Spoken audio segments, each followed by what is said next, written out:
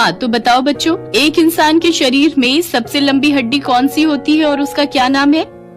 Kanika ma'am इस सरकारी school की बायोलॉजी टीचर है। उसने जो सवाल पूछा था, सारे बच्चे उसका जवाब याद करने में लग गए। तभी उनकी नजर क्लास में लास्ट बेंच पर बैठी एक बच्ची पर पड़ी जो अपना सिर खुजला रही थी, और उसने काफी देर बाद आंसर बताने के लिए अपना हाथ उठाया।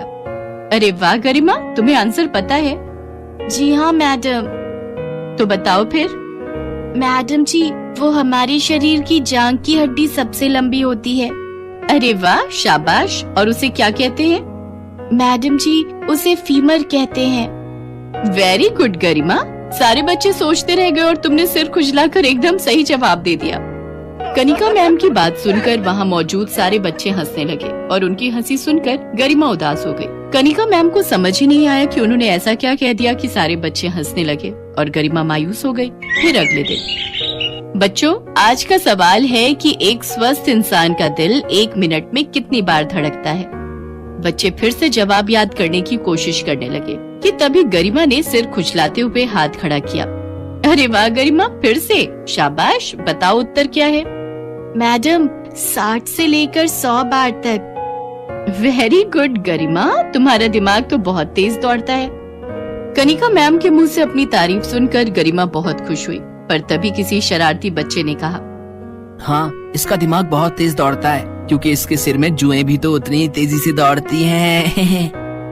उस बच्चे की बात सुनकर फिर से क्लास के सारे बच्चे हंसने लगे। अब की बार कनिका मैम ने भी ये बात सुन ली थी। उन्होंने उस शरारती बच्चे को बहुत डांट लगाई और फिर उन्होंने गरिमा की तरफ देखा जो लगातार रोई जा रही थी, तो उन्होंने जाकर उसे समझाकर चुप करा दिया। फिर कुछ दिन बाद स्कूल में परीक्षाएं हुई, लेकिन गरिमा जो क्लास में सारे सवालों के जवाब सही देती थी, वो 100 में सिर्फ 40 नंबर ही ला पाई। उसके नंबरों को देखकर कनिका मैम हैरान थी, तो उन्होंने गरिमा को अपने पास बुलाया।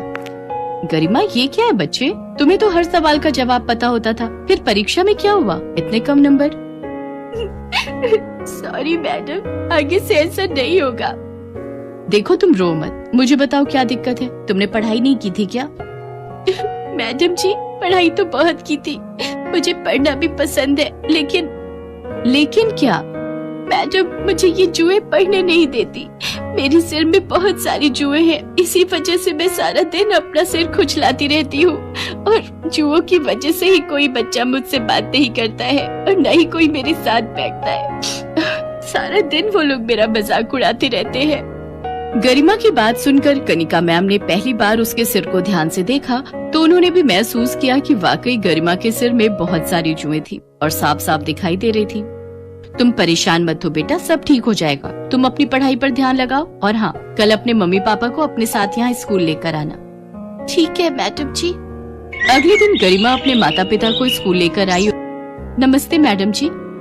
नमस्ते जी, मैंने आप दोनों को गरिमा के बारे में कुछ बात करने के लिए बुलाया है। देखिए, आपकी बेटी पढ़ने में बहुत होशियार है, लेकिन फिर भी उसकी सारी मेहनत बेकार हो जाती है। वो बस जैसे तैसे पास ही हो रही है।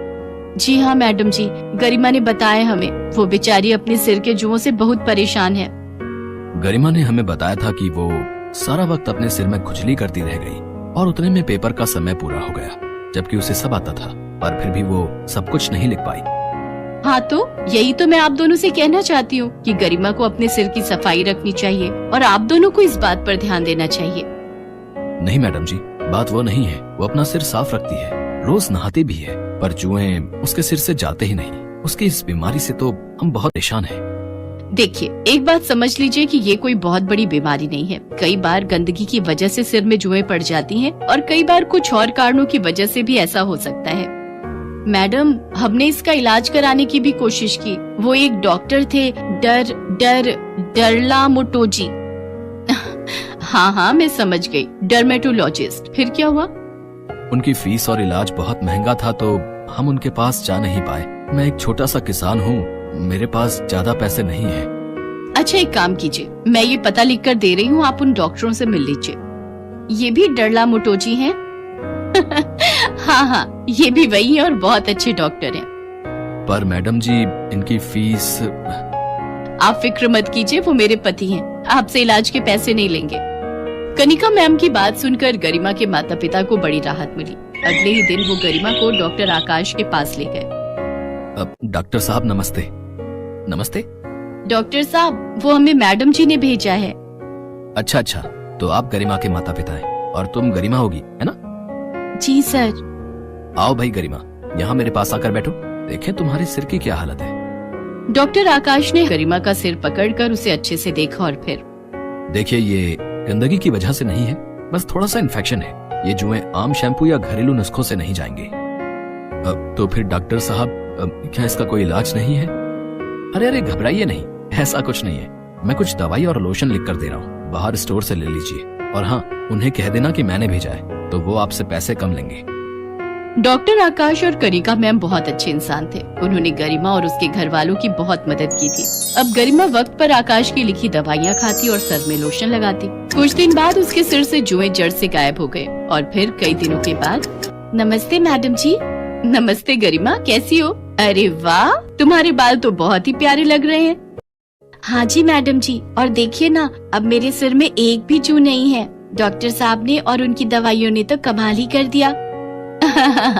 हस्बैंड किसके हैं? कनिका मैम की बात सुनकर गरिमा जोर जोर से हंसने लगी। कुछ दिन बाद स्कूल में फिर से परीक्षाएं आई। इस बार गरिमा ने पहले से भी ज्यादा मेहनत की और पूरा पेपर अच्छे से दिया। जब परीक्षा का रिजल्ट आया तो सभी हैरान रह गए, क्योंकि गरिमा पहली बार अपनी क्लास में फर्स्ट आई थी। और इस बार क्लास में फर्स्ट आई है गरिमा, पूरे 98% मार्क्स के साथ। स्कूल के सभी बच्चों के साथ साथ उनके माता पिता और स्कूल का बाकी स्टाफ भी वहाँ मौजूद था। और ये देखकर गरिमा के माता पिता की आंखों में आंसू आ गए और खुद गरिमा भी खुशी से रोने लगी। शायद उसके माता पिता के साथ साथ उसने भी खुद से सारी उम्मीदें तोड़ ली थी, जो अब पूरी होती दिख रही थी। ये सब आपकी और डॉक्टर साहब की वजह से ही हो पाया मैडम जी, आपका बहुत बहुत शुक्रिया। अरे नहीं बहन जी, आपकी बच्ची तो शुरू से ही होशियार थी, बस उसे थोड़ी सी मदद की जरूरत थी। आप बिल्कुल चिंता मत कीजिए, मुझे पूरा विश्वास है गरिमा अपने जीवन में बहुत कुछ हासिल करेगी। हाँ मैडम जी, मैंने तो सोच भी लिया, अपनी गरिमा को मैं डरला मोटोजी बनाऊंगी। मम्मी, डरला मोटोजी नहीं, डर्मेटोलॉजिस्ट। गरिमा की बात सुनकर वहाँ खड़े सारे लोग जोर जोर से हंसने लगे। कनिका मैम भी बहुत खुश थी, क्योंकि उनकी थोड़ी सी कोशिश से एक बच्ची की जिंदगी संवर गई थी और उसके सपनों को पंख मिल चुके थे।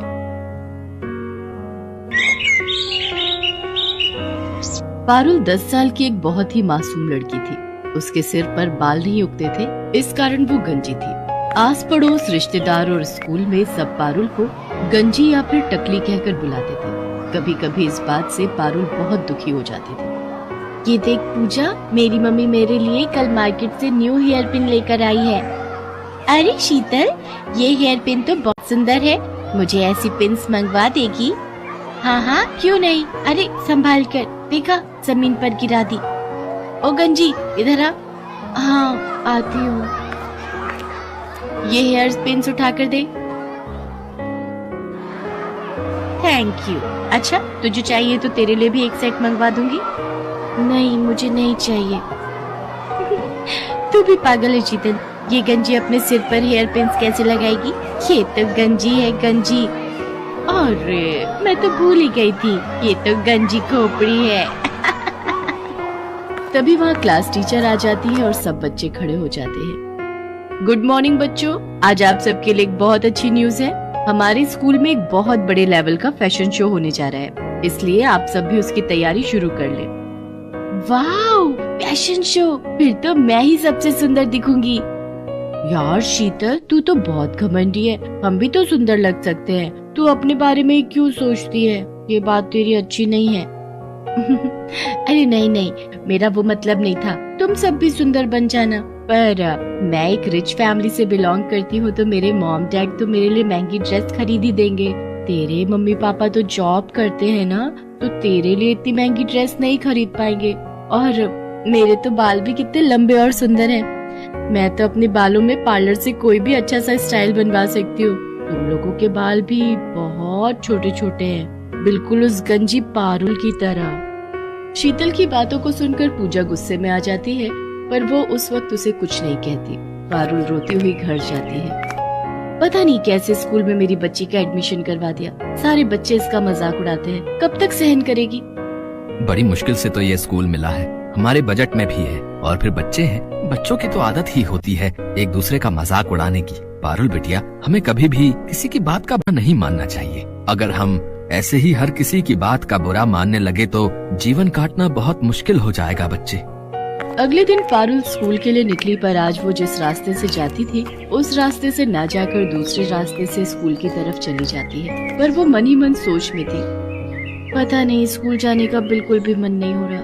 मेरे साथ ऐसा क्यों हुआ? मेरे सिर पर बाल क्यों नहीं है? अगर मेरे सिर पर भी बाल होते तो मैं कितनी सुंदर लगती, फिर मेरा भी कोई मजाक नहीं उड़ाता। तभी पारुल को किसी के बुलाने की आवाज आती है। कोई बचाओ, मैं इस गड्ढे में गिर गई हूँ, मेरी मदद करो। अरे आप कौन हो? रुको मैं आपको बाहर निकालती हूँ। इन्हें बचाने के लिए तो मुझे रस्सी की जरूरत पड़ेगी। अब क्या करूँ? वो एक रस्सी पड़ी हुई दिखाई दे रही है। किसी तरह पारुल उस रस्सी की सहायता से एक औरत को गड्ढे से बाहर निकालती है। तुम्हारा बहुत बहुत शुक्रिया बहादुर लड़की, तुमने मुझे गड्ढे से निकालकर मेरी जान बचाई। कोई बात नहीं, आप मुसीबत में थी और मेरी मम्मी कहती है कि मुसीबत में हमें सबकी सहायता करनी चाहिए। पर आप इस गड्ढे में कैसे गिरी? मेरा नाम सोफिया है, मैं एक जादूगरनी हूँ। मैं कल रात जब अपने घर वापस जा रही थी तो रात के अंधेरे में मुझे ये गड्ढा दिखाई नहीं दिया और मैं इस गड्ढे में गिर गई। अगर आप जादूगरनी हो तो आप इस गड्ढे से बाहर क्यों नहीं आ सके? क्योंकि मेरा जादू सिर्फ दूसरों पर काम करता है, मैं अपने ऊपर अपने जादू का उपयोग नहीं कर सकती। तुमने मेरी सहायता की है, बताओ मैं तुम्हारी क्या मदद कर सकती हूँ? तुम्हें अगर मुझसे कुछ चाहिए तो मैं जादू से तुम्हें वो दे सकती हूँ। क्या आप जादू से कुछ भी दे सकती हो? हाँ बिल्कुल, तुम मुझसे जो भी मांगोगी और मेरे बस में होगा तो मैं अवश्य दूंगी। क्या आप मेरे सिर पर बाल उगा सकते हो? सब मुझे गंजी कहकर बहुत चिढ़ाते हैं। मेरे स्कूल में फैशन शो होने वाला है। बस इतनी सी बात, अभी लो। जादूगरनी छड़ी घुमाए, सिर पर लंबे बाल आ जाए। और देखते ही देखते पारुल के सिर पर लंबे और सुंदर बाल आ जाते हैं। अब वो गंजी नहीं थी। पारुल, तुम्हारे सिर पर असली बाल है, ये बात किसी को मत बताना। जब समय आएगा तो सबको खुद पता चल जाएगा। अभी तुम सबसे यही कहना कि तुमने बालों के लिए एक विग खरीदा है। अब तुम स्कूल जाओ और कभी भी मेरी जरूरत हो तो 3 बार मुझे आवाज लगाना, मैं तुम्हारे सामने आ जाऊंगी। थैंक यू जादूगरनी आंटी, आप बहुत अच्छी हो। पारुल के सिर पर बाल आ जाते हैं और वो बहुत खुश होती है। उसके बाद वो स्कूल जाती है और सबको यही कहती है कि उसने बालों में विग लगवाई है। इस पर सब बच्चे हंसने लगते हैं। विग लगाने से क्या होता है तो तू अभी भी गंजी ही ना। पारुल शीतल की बात का बुरा नहीं मानती। पारुल घर जाकर अपने मम्मी पापा को सारी सच्चाई बता देती है। कुछ दिन बाद फैशन शो था और वो बहुत सुंदर तैयार होकर फैशन शो के लिए स्कूल जाती है। शीतल ने भी महंगी ड्रेस और महंगा हेयर स्टाइल करवाया था। पूजा के मन में शीतल के लिए नफरत थी। पूजा उससे अपने अपमान का बदला लेना चाहती थी। शीतल बहुत घमंड करती है ना अपने बालों पर। आज मैं उसके बालों में ये गोंद चिपकाकर उसके सारे बाल खराब कर दूंगी ताकि वो फैशन शो में भाग ही न ले पाए। शीतल, तेरे बाल तो बहुत सुंदर लग रहे हैं, पर बालों में जो ऊपर पिन लगी हुई है ना, मैं उसको ठीक कर दूं? लग रहा है वो नीचे गिरने वाली है। कहाँ गिर रही है? जरा ठीक से लगा दे। पूजा जानबूझकर अपने हाथों में पकड़ी हुई गोंद की डिब्बी शीतल के बालों में गिरा देती है। ओह सॉरी शीतल, मेरे हाथ में तो गोंद की शीशी थी, तुम्हारे सारे बालों में गिर गई है। मुझसे गलती हो गई, मैंने ये जानबूझकर नहीं किया। पूजा, थोड़ी देर में फैशन शो स्टार्ट होने वाला है। तुमने मेरे सारे बाल खराब कर दिए, मेरे सारे बाल चिपक गए हैं। देखो मैं कितनी गंदी लग रही हूँ, अब मैं क्या करूँगी? शीतल रोने लगती है। सब बच्चे फैशन शो के लिए नीचे हॉल में पहुँच जाते हैं। शीतल क्लास में बिल्कुल अकेली बैठी थी। तभी पारुल वहाँ आ जाती है। उसे सारी बात पता चलती है। तुम चिंता मत करो, मैं अभी जादूगरनी आंटी को बुलाती हूँ, वो तुम्हारे बाल बिल्कुल ठीक कर देंगी। पारुल जादूगरनी को आवाज लगाती है और वो वहाँ आ जाती है। पारुल, शीतल ने तो हमेशा तुम्हारा मजाक उड़ाया है, फिर भी तुम इसकी मदद करना चाहती हो, पर इसके लिए एक शर्त है। अगर मैं शीतल के बाल ठीक करूँगी तो बदले में तुम्हें फिर से गंजा होना पड़ेगा। जादूगरनी आंटी, कोई बात नहीं, आप मुझे फिर से गंजा कर दो, पर मेरी दोस्त के बाल ठीक कर दो। शीतल पारुल की सारी बातें सुन रही थी। इसका मतलब पारुल के बाल असली हैं? इसने विग नहीं पहना? मैंने पारुल से कितनी नफरत की, उसका कितना मजाक उड़ाया, पर ये मेरे लिए फिर से गंजी होने को तैयार है। सचमुच मैं कितनी बुरी हूँ। पारुल कितनी अच्छी है। जादूगरनी आंटी, आप ऐसा कुछ मत करना। आप पारुल को फिर से गंजा मत करो। मैं फैशन शो में हिस्सा नहीं लूंगी। आप मेरे बाल ऐसे ही रहने दो। चिंता मत करो शीतल, मैं तो पारुल की परीक्षा ले रही थी। मैं ऐसा कुछ नहीं करूंगी। मैं तुम्हें सीख देना चाहती थी, कभी भी किसी से ईर्ष्या मत करना। ईर्ष्या करना बुरी बात है। पारुल, तुम सचमुच बहुत संस्कारी बच्ची हो। तुम्हारे माता पिता ने तुम्हें बहुत अच्छे संस्कार दिए हैं, इसलिए मैं तुम्हारे कहने पर शीतल के बाल ठीक कर देती हूँ। जादूगरनी शीतल के बाल ठीक कर देती है। मुझे माफ कर दो पारुल, मैंने हमेशा तुम्हारा मजाक उड़ाया। मेरी अपनी दोस्त पूजा मेरे साथ गलत कर गई। मैं सबको बताऊंगी कि तुम बहुत अच्छी हो। पारुल, अब मैं चलती हूँ। अब मैं कुछ समय के लिए यहाँ से दूर जा रही हूँ, इसलिए मेरा तुमसे मिलना नहीं हो पाएगा। मैं जब भी वापस आऊंगी तो तुमसे जरूर मिलूंगी। पारुल और शीतल दोनों मिलकर फैशन शो में हिस्सा लेती हैं। शीतल सबको पारुल के बारे में बताती है। शीतल ने पूजा से बात करना बंद कर दिया था, क्योंकि पूजा ने जानबूझकर बहुत बड़ी गलती की थी। उस दिन से पारुल और शीतल दोनों अच्छी दोस्त बन जाते हैं। पारुल ने हमेशा दूसरों की मदद की, और जो दूसरों की मदद करता है हमेशा उसके साथ अच्छा ही होता है।